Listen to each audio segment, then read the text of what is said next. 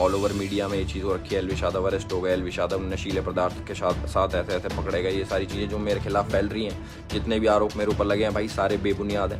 इल्ज़ाम भी कैसे लगाएं, जहरीले सांपों का जहर। वाह भाई, यही तो काम बच रहे हैं मेरी ज़िंदगी में कि मैं जहरीले सांपों का जहर बेचूं, ये किसी को दूं, नशा करूं इन चीज़ों का। बिग बॉस के विनर एल्विश यादव को लेकर गंभीर मामला सामने आया है। नोएडा पुलिस ने रेव पार्टी में सांप के जहर के इस्तेमाल को लेकर जो एफआईआर दर्ज की है, उसमें एल्विश का नाम भी शामिल है।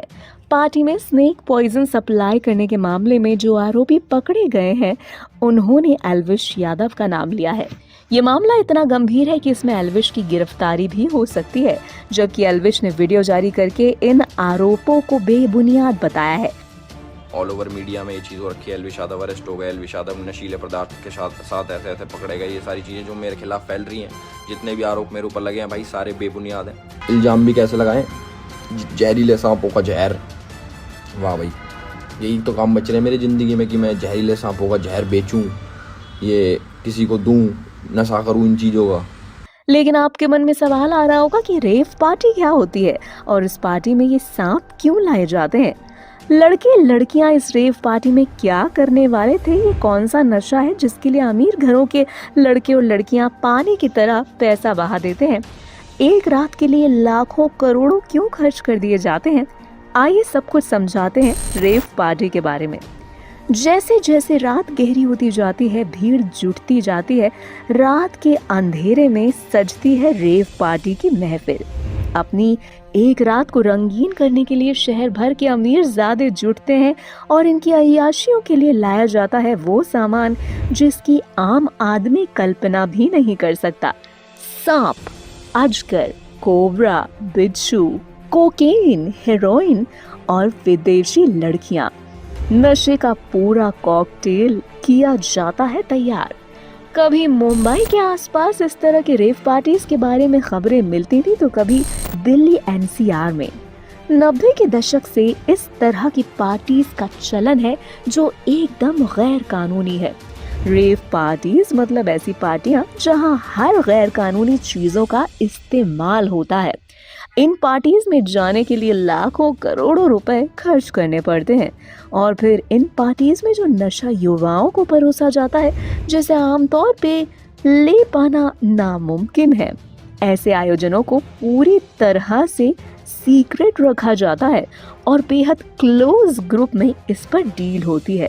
देश के बड़े बड़े फार्म हाउस में छुपकर इन पार्टीज का आयोजन किया जाता है। मुंबई, दिल्ली, गुड़गांव, जयपुर और अब नोएडा में भी इन पार्टीज का हब बन गया है। इन पार्टीज में सबसे ज्यादा कोकेन का इस्तेमाल किया जाता है। कोकेन का नशा करीब 7 से 8 घंटे तक मदहोश कर देता है। लड़के लड़कियां नशा करते हैं और फिर वहीं सेक्स भी। रात भर इस पार्टी में क्या चल रहा होता है वो किसी को होश नहीं होता। सब बस नशे में डूबकर अपनी रात को रंगीन करते रहते हैं। कोकेन के अलावा इन पार्टीज में दूसरा सबसे बड़ा नशा होता है MDMA का। लोग इसे मेफेड्रोन या फिर पार्टी की भाषा में मियाओ मियाओ के नाम से बुलाते हैं। यंगस्टर्स इस नशे के लिए क्रेजी है। ये नशा दिमाग को पूरी तरह से सुन्न कर देता है। ना कोई होश रहता है और ना कोई खबर। बस अपने ही अंदाज में लोग पार्टी करते हुए झूमते रहते हैं। ये सारे नशे पूरी तरह से बैन है। इन सब से एक लेवल और हाई है सीधा सांप, बिच्छू और छिपकली का नशा। रेव पार्टी के लिए कोबरा और दूसरी प्रजाति के सांप भी पकड़े जाते हैं और इनका जहर इकट्ठा किया जाता है। पार्टी में ही इनके जहर को लड़के लड़कियां अपने शरीर में इस्तेमाल करते हैं। अलग अलग अंदाज में इसे पार्टी में परोसा जाता है। इसके अलावा इसी तरह बिच्छू और छिपकली को भी नशे के लिए इस्तेमाल किया जाता है।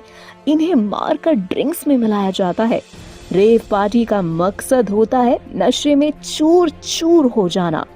बस यंगस्टर्स इन सब के लिए एक रात के लिए लाखों रुपए देने के लिए तैयार हो जाते हैं। आपको क्या लगता है, क्या एल्विश यादव इस केस में दोषी हो सकते हैं या नहीं?